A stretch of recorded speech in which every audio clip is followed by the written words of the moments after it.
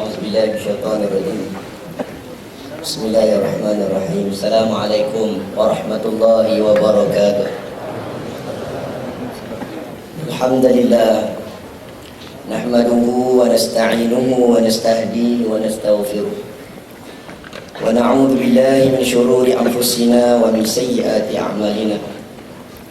من يهده الله فلا مضل له ومن يضلله فلا هادي له. أشهد أن لا إله إلا الله وحده لا شريك له وأشهد أن محمدا عبده ورسوله. Yang dikasihi Abang ataupun Ustaz Said Nur Hisham Al-Idrus bin Tuan Padang Al-Idrus belakangnya. Saya cuak juga disuruh diri tadi, ingatkan nak baca doa wahdah. Saya kata masa pendek. Yang dihormati Ustaz Izhar, pembentang dan juga pembentang. Dua pembentang. Pembentang pertama dan pembentang kemudian tadi. Para asatizah al-kiram yang mulia, pembuatan jemputan, para hadirin dan hadirat muslimin dan muslimat yang dikasihi oleh Allah Subhanahu Wa Taala. Alhamdulillah, syukur kita dah masuk sampai kepada pembentangan yang terakhir. Dan insya-Allah pada malam ini kita akan bertemu sekali lagi. Kita akan bersemuka dengan para ustaz-ustaz yang mana tok guru kita di hadapan ini. Saya ingin kongsikan sikit saja. Kalaulah Ustaz Aizam Mas'ud kata dianya ni sebagai tayammum, Ustaz Husni dia kata, Ustaz Fawaz dia kata dia tu setakat hadas saja. Saya tak tahu di manakah taraf saya. Rendahnya diri ini untuk bercakap di hadapan orang yang jauh lebih hebat daripada kita. Kalau Ustaz Husni kata macam anak balik sekolah nak cerita kepada ayahnya tentang sekolahnya, saya macam cucu cerita kepada ayahnya. Burung apa? Burung apa? Murai. Tapi hari ini kita berkongsi, minta maaf suara pun tak berapa nak ada. Bila kita cakap tentang wasatiyah dalam gaya hidup, tentang kehidupan kita sepanjang hari, dia tidak dapat lari daripada fiqh-fiqh yang berbentuk muasarah, fiqh-fiqh yang berbentuk kontemporari. Kehidupan seharian kita, bagaimana kita hidup di atas muka bumi ini, boleh jadi ia melibatkan urusan-urusan yang baru, melibatkan fatwa-fatwa, melibatkan fiqh-fiqh yang baru. Jadinya di sini kita tidak mahu ketinggalan daripada fiqh-fiqh berbentuk baru tersebut.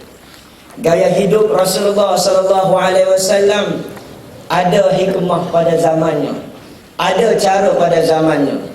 Begitu juga gaya hidup kita pada zaman sekarang. Kalau semalam kita mendengar Syekh Mufti Meng, dia cerita tentang gaya hidup Rasulullah, bagaimana berapa bulan Rasulullah makan hanya ada tamar, berapa bulan dengan Aisyah radhiyallahu anha. Dia cerita kepada kita, kalaulah kita hendak praktikkan sekarang, takut-takut kita kata, ya Allah, aku tak mampu lakukan sunnah Nabi sallallahu alaihi wasallam. Jauh. Boleh jadi ni kita ni tiap-tiap tahun akan dapat zakat. Betul Ustaz ni? Sebab apa? Gaya hidup itu berubah, berbeza. Kalau dahulunya hidup cara dengan Nabi sallallahu alaihi wasallam, dengan kemiskinan yang kita lihat, dengan kezuhudan para sahabat radhiyallahu an, bagaimana kehidupan mereka, begitu sedih kita mendengar. Bukanlah disebabkan hari ini kita nak cakap Nabi itu mementingkan kemiskinan, tidak. Tetapi kita nak ceritakan kepada kita bahawa jauhnya kehidupan mereka yang berjuang, walaupun ditawarkan dengan istana Kisra, dia sanggup berjuang untuk umatnya yang ia kasihi, umat Nabi Muhammad sallallahu alaihi wasallam. Kita mulakan dulu. Saya tak mau cakap banyak sebab suara pun tak ada. Saya rasa alasan ini cukup kukuh. Ulama ada kata, sakit badan itu rahmat, sakit hati itu musibah. Sakit badan itu dia teringat kepada Allah, sakit hati itu bahaya bagi dirinya. Hari ini saya baru kenal sakit badan itu benar-benar cukup membawa rahmat. Kita tengok kepada ayat Quran. Saya mulakan dengan ayat Al-Quran. Bismillahirrahmanirrahim. A'udzubillahi minasyaitonir rajim. Qul man harrama zinatallahi allati akhraja li'ibadihi wat-tayyibati minar rizq. قل هي للذين آمنوا في الحياة الدنيا خالصة يوم القيامة كذلك نفصل الآيات لقوم يعلمون قل إنما حرم ربي الفواحش ما ظهر منها وما بطن والإثم والبغي بغير الحق وأن تشركوا بالله ما لم ينزل به سلطانا وأن تقولوا على الله ما لا تعلمون. Maksudnya, katakanlah wahai Muhammad, siapakah yang berani untuk mengharamkan perhiasan Allah yang telah Allah keluarkannya untuk hamba-hambanya?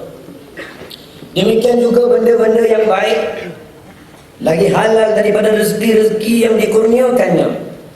Katakanlah, semuanya itu adalah nikmat-nikmat untuk orang-orang yang beriman dan juga yang tidak beriman dalam kehidupan di dunia. Dan ia merupakan nikmat yang hanya tertentu kepada orang-orang yang beriman pada hari kiamat. Demikianlah kami jelaskan ayat-ayat keterangan kami satu persatu bagi orang-orang yang mahu mengetahuinya.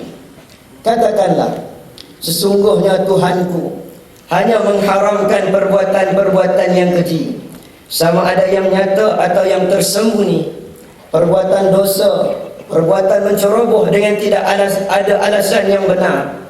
Diharamkan juga bagi kamu mempersekutukan sesuatu dengan Allah, sedangkan Allah tidak menurunkan sebarang bukti yang membenarkannya. Dan diharamkan ke atas kamu memperkatakan terhadap Allah sesuatu yang kamu tidak mengetahuinya. Di sini bila kita berbicara cakap tentang persoalan gaya hidup, dia luas. Mana dia bunyi?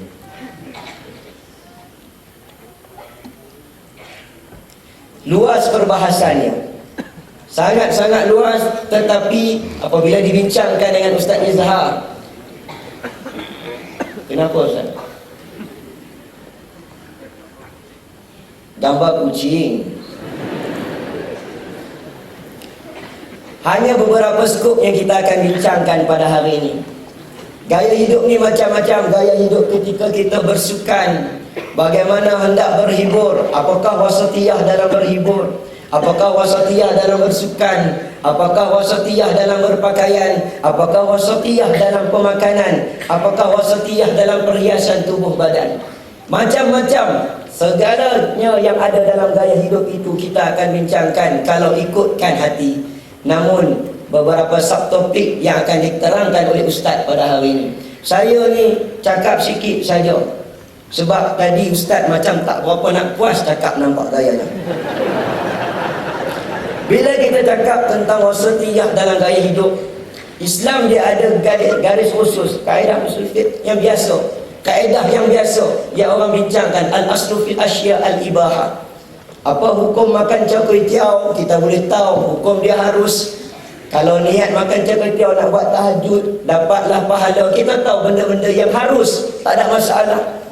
Pada setiap perbuatan, setiap gaya hidup kita itu harus, cuma ada batas-batasannya. Secara umum, yang halal itu adalah wasatiyah, yang haram itu bukan wasatiyah. Itu secara umum. Tetapi kita nak ada standard tertentu. Kalaulah pakai pakaian, kita kata pakai pakaian apa dikatakan wasatiyah? Pakai pakaian macam Ustaz Izhar kah? Ataupun pakai pakaian macam Ustaz Syed Nur Hisham kah? Mana satu wasatiyah? Kalau aku gaji banyak ni, boleh atau tidak aku nak pakai kereta Bentley, kata Syekh Musa ni. Kalau aku ada duit banyak ni, boleh aku pakai tak jam Burberry? Kalau aku ada duit lebih, boleh atau tidak aku pakai kasut Gucci? ataupun kalau kita nak pakai baju segala apapun, ataupun wasatiyah itu adakah aku perlu memakai pakaian-pakaian yang kusut masai, ataupun aku perlu pakai kepada pakaian yang selekeh. Jadi apa standardize yang telah Islam letakkan, kita kena bincangkan sedikit. Saya sikit je Ustaz, minta maaf Ustaz. Yang pertama, saya bincang tentang Ustaz ada 4 lah. Saya akan bincangkan tentang pemakanan, pengaturan harta kekayaan hiasan tubuh badan dengan pakaian akses. Apa Ustaz ajar silap? Aksesori. Tak boleh. Wasatiyah. Pengaturan harta kekayaan. Islam membenarkan kita mempunyai harta. Islam membenarkan kita memiliki harta. Khalaqalakum ma fil ardi jami'a. Allah ciptakan segala-galanya bagi kamu. Untuk kita nak gunakan harta tersebut. Tetapi pembahagian harta tersebut perlu selari, perlu ada caranya yang tersendiri. Yang pertama, kegunaan untuk diri sendiri. Tiada pembaziran walaupun halal. Sebagai contoh, kereta yang Ustaz letak di depan ni, saya tak tahu adakah pembaziran. Mungkin pembaziran bagi Imam Muda Ashraf, mungkin tidak bagi Ustaz Izhar. Kegunaan sendiri, apa yang perlu digunakan sendiri. Kita nak guna untuk diri kita nak guna untuk makan kita. Kita ada hajat, kita secara umum kita ada hajat masing-masing. Allah pun dia penuhi hajat makhluk. Kita ada 2 hajat. Yang pertama hajat dunia, hajat akhirat. Hajat dunia Allah bagi, kita dahaga Allah bagi minuman. Kita lapar Allah sediakan makanan. Kita perlukan pasangan, laki perlukan perempuan, Allah bagi perkahwinan. Kita mahukan apa, Allah sediakan hajat di dunia. Begitu juga Allah sediakan hajat di akhirat. Kita perlukan apa dia di akhirat? Kita perlukan agama. Allah datang ke Rasulullah bagi agama kepada kita. Itu antara hajat-hajat yang Allah sediakan kepada kita. Di sini kita hidup di dunia. Kegunaan diri sendiri, apa yang kita perlu, nak makan, nak minum, nak tidur, nak bermalam, nak berpakaian, itu semua kegunaan diri sendiri. Maka perlulah kita gunakan yang halal sahaja, tidak boleh yang haram. Itu yang tepat. Manakala kita menolak yang syubhah atas dasar berhati-hati. Begitu juga dalam isu wang sendiri, penggunaan diri sendiri. Tidak berlakulah sesuatu yang dinamakan innamal mubadziruna kanu ikhwana syayatin, innal mubadzirina kanu ikhwana syayatin wa kana syaitanu lirabbih kafura. Tidak ada pembaziran, sesungguhnya bazir itu adik-beradik setan. Nombor 2, harta tersebut menggembirakan hati orang lain secara khusus. Apa dia yang dinamakan secara khusus menggembirakan orang lain? Itu berbentuk sedekah ataupun zakat. Sama ada kita memberi kepada qarabah yang terdekat, adik-beradik terdekat. Harta kita gunakan kepada orang lain, secara khususnya kepada orang tertentu. Anak kita, nafkah isteri kita, ibu dan ayah kita, itu harta secara khusus. Tak perlu saya hurai ni, semua dah alim-alim dah ni. Yang berikut, Ustaz gambar, Ustaz berbual ni. Yang berikutnya, saya baru tengok slide ni. Tengok slide, Ustaz kata nak tambah gambar. Contoh yang tidak baik untuk diikut. Tidak melaburkan harta-hartanya pada tempat maksiat.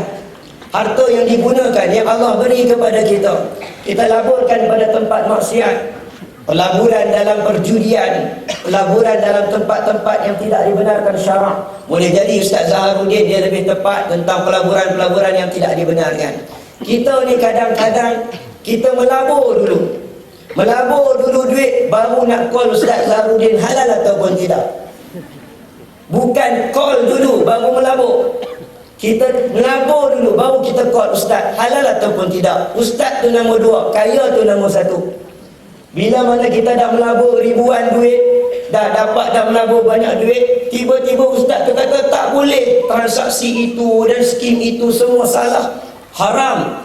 Maka dia kelang kabut, Allah duit dah banyak melabur. Maka dia carilah kod, ada Ustaz yang kata itu halal.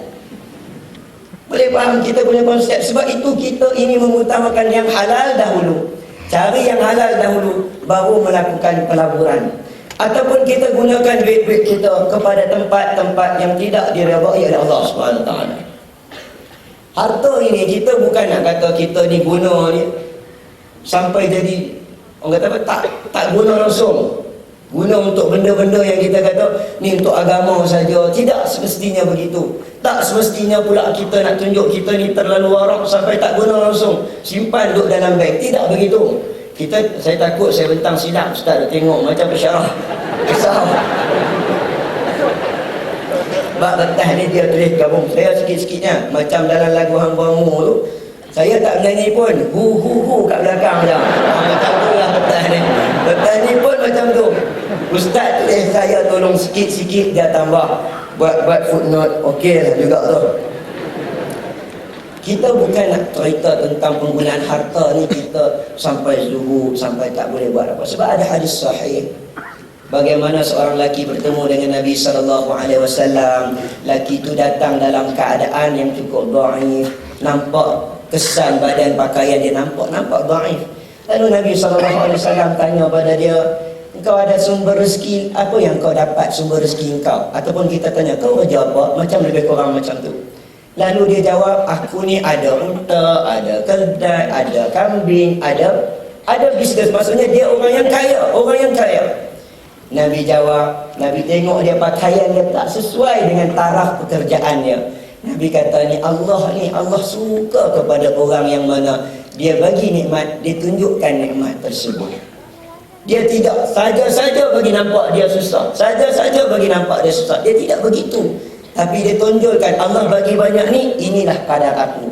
Dia bukan pakai libas syuhrah, libas mukhayalah, libas-libas pakaian yang mengagung, nampak sombong, nampak angkuh. Tidak. Tetapi sekadar Allah bagi banyak ni, inilah yang Allah bagi aku tunjuk. Dia tidak tunjuk sehingga dia miskin. So itu Imam Ibn Hajar, dia kata, dia syarah hadis ni, dia kata, janganlah kita sampai kita nak tunjuk kita punya miskin. Sebab kita kata faham zuhud yang silap.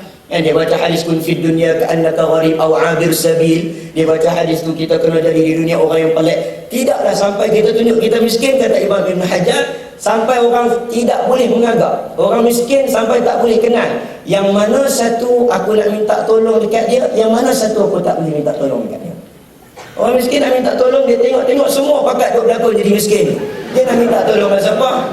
Ustaz zakat tak dapat selesaikan masalah ini. Tak. Okey, baik. Kemudian pastikan harta yang diperoleh menyebabkan seorang itu makin meningkatkan kesyukuran kepadanya. La in syakartum la azidannakum wa la in kafartum inna azabi lasyadid. Kalau kucing dengan baby boleh minta doa, takkan manusia tidak boleh minta doa. Makin kita menggunakan harta, makin kita tunduk rendah kepada Allah. Makin kita dapat harta, makin kita tunduk rendah kepada Allah. Bukan makin kita dapat harta, makin kita bongkak dengan Allah. Sebab kita kena ingat, harta ni memang dia boleh beli. Harta boleh beli air minuman yang sedap-sedap, makanan yang enak-enak, duit banyak, dia boleh beli makanan yang enak-enak. Tetapi enaknya makanan manusia tidak boleh bagi, Allah yang bagi. Duit banyak, dia boleh sewa hotel 5 star. Duduk mana-mana dia boleh. Nak duduk mana bayar berapa ribu, nak suite banyak ni. Dia boleh beli. Tetapi untuk mendapat sedapnya tidur di dalam 5 star hotel tersebut, dia tak boleh beli. Allah yang bagi. Kita kena kenal hubung kait semuanya berkaitan dengan Allah Subhanahu Wa Taala. Sebab tu apa yang kita dapat, kita gunakan untuk lebih syukur kepada Allah Subhanahu Wa Taala. Saya rasa pemakanan ni bukan saya punya bab. Kenapa cepat sangat dia berlalu? Tapi tidak ada masalah bagi saya. Saya juga lagi. 2 slide. Pandai Ustaz. Bila kita cakap tentang pemakanan, hukum pemakanan, macam kaedah tadi, al-aslu fil asya' al-ibahah. Harus nak makan apa, makan. Dalam Quran pun banyak benda yang boleh makan. Cuma ada benda-benda yang dikategorikan sebagai tak boleh makan. Kita mungkin akan bincangkan kontemporari zaman sekarang ni, nak bincangkan tentang zuk orang, tentang selera manusia zaman sekarang. Itu dia. Surat cinta. Kita boleh tengok tentang fiqah-fiqah kontemporari, makanan-makanan yang pelik-pelik, tentang hukum halal dan haramnya. Kita kena tahu adakah haram ataupun tidak. maka yang haram itu jauh sekali daripada sifat wasatiyah. Seterusnya, makanan tersebut tidak berlebih-lebihan. Macam Syekh Muslimin cakap, kalau kita makan ni, kadang-kadang kita makan bukan untuk kita makan. Tengok bulan puasa saja kita duduk di mana hotel-hotel kita makan. Terus tak puasa kita sewa, kita bayar berapa ringgit untuk makan buffet pun tak habis. Tambah bulan puasa, belum buka puasa lagi, kita ada time, 5 minit kutip-kutip makanan. Kutip makanan sampai penuh pinggan. Akhirnya bukan kita yang makan. Kita makan bukan untuk diri kita, kita makan untuk anjing dan juga kucing yang kita nak bagi makan. Teruknya kita tidak berlebihan dalam makanan. Makanan dengan sekadarnya. Rujuklah kepada hati kita, tengok bagaimana kita makan. Tidak mendekati sebarang bahan-bahan makanan yang diharamkan dan haram dimakan dan dimanfaatkan. Sama ada tengok di ujung sana kita nak makan yang halal ataupun digambarkan ni babi. Jangan pun gambar babi. Sifu cukup marah. Dia sensitif. Asyik-asyik yang haram tu babi. Yang haram tu babi. Ceritalah benda lain tulis kat sebelah ni. Yang haram tu rasuah. Nampak sikit. Nampak sikit yang haram tu apa dia? Tunjuk babi ni memang semua orang tahu. Tanya budak-budak pun dia maki. Babi dia maki orang. Tunjuk rasuah tu. Biar anak boleh cakap dekat orang tu, nampak dia buat jahat, orang nak bagi upah, nak bagi rasuah haram. Anak kecil dah cakap macam tu. Besar-besar nanti dia tidak akan ambil rasuah. Nampak benda yang haram itu jelas pada kita, yang halal itu pun jelas bagi kita. Tinggalkanlah persoalan-persoalan yang haram dan ambillah perkara yang halal. Ambillah tindakan berhati-hati dengan meninggalkan perkara-perkara yang syubhat. Ada lagi Ustaz? Alhamdulillah, kita sudah sampai kepada pakaian dan aksesori. Sesuai gambar-gambar yang diberikan di sini, semuanya sudah dipakai oleh Ustaz kita. Ikutnya dengan ni, cuma miniskirt mungkinlah, mungkin tidaklah. Semoga dengan huraian saya pada tengah hari ini yang tidak seberapa di hadapan para syekh, para asatidzah, para orang alim ulama, ustaz-ustaz, saya sikit je nak cakap. Sewaktu dipanggil oleh Ustaz Zaharuddin untuk join bersama dengan liqa asatidzah ni, malu sebenarnya nak ikut.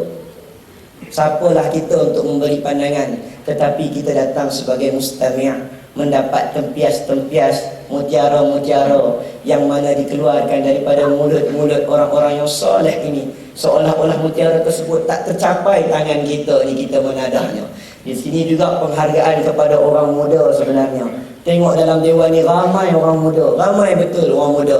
Semoga saya dan kita semua yang ada dalam dewan ini seperti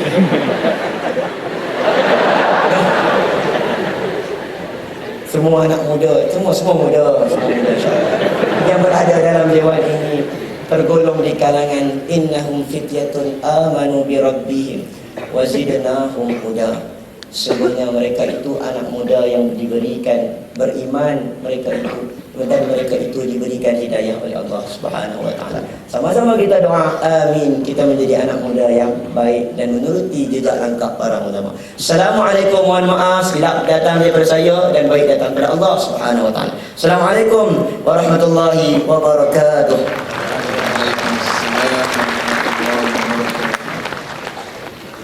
Sedikit pesanan pada semua yang ada dalam dewan. Kalau pergi ziarah ustaz sakit, bawalah mikrofon. Dia akan jadi sihat.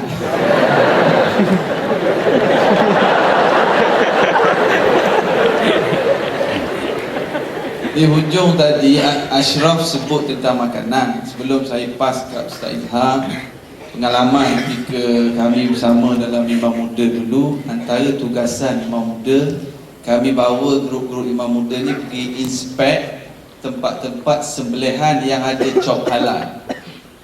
Suatu malam kami pergi di sebuah kilang sembelih ayam yang proses dia 12,000 ekor ayam satu hari. Yang ni yang ada cop halal. Jadi kita bawa imam muda, Ashraf ada sekali, saya ada, pihak penguasa Jawi, Hakim ada. Masuk bilik briefing. Saya masuk dalam bilik, saya tengok keliling adalah board director dia. Nombor 1 orang Melayu, 8 orang lagi semua Cina. Yang bukan Islam, Cina bukan Islam. Saya pun tanya, Ustaz, daripada JAKIM, semua sini seorang je Melayu Ustaz. Dia kata, ya Ustaz nak buat macam mana, tapi dia orang dah buat permohonan dan cukup spek, kita bagi cok halal. Okey. Lepas briefing teori, kami dibawa ke tempat sembelihan, tengok tempat stunning, perkara tu, tempat potong dan sebagainya. Sampai di satu bahagian, checker. Checker ni orang yang tukang check leher ayam yang disembelih. Dia pun tunjuk kat kita, ini Ustaz, ini tak sah sembelihan, ini kita asing punya, Cina tu brief lah kan, yang ini kita asing punya, tak bagi jual ni. Saya tanya dia, roughly dalam berapa ekor sembelih ada satu ekor yang tak sah? Adalah dalam 60 tu 70 ekor adalah satu ekor yang tak sah. Kalau 12,000 ekor satu hari. Dan saya terfikir, saya tanya Ustaz tu, cek tiap-tiap hari ke? Tak, dia kata dia tak pergi cek tiap-tiap hari. Dan kalau cek pun tak cek 12,000 ekor yang daripada pihak penguatkuasa kerana alasannya tak cukup pegawai. Tapi itulah realitinya. Daripada 60 hingga 70 ekor, ada seekor yang sembelihan tak sempurna daripada 12,000 satu hari. Kemudian kami pergi pula ke tempat sembelihan yang tidak ada cok halal. Ini di pasar Coki, pasar Putu semua sembelih. Kami sampai bertempiaran lagi. Bukan ayam lagi, tukang sembelih lagi. Lari. Dan ada yang sempat kita tangkap, you agama apa? Islam. Suruh mengucap tak reti. Ayam mati kerana lemas. Potong dia lepas, dia tinggi, lemas dengan air, dengan darah, tikus melintas. Ini subhanallah. Sebab itulah kadang-kadang kita fikir, kenapalah susah sangat nak ingat ayat Quran, nak hafal hadis Nabi. Ya Allah, payahnya nak ingat bab-bab makan minum yang Ashraf terang tadi. Saya sendiri lepas kita buat serbuah tu 2 minggu tak selera nak makan ayam. Yang masalahnya lepas 2 minggu tu selera balik dah. Dipersilakan.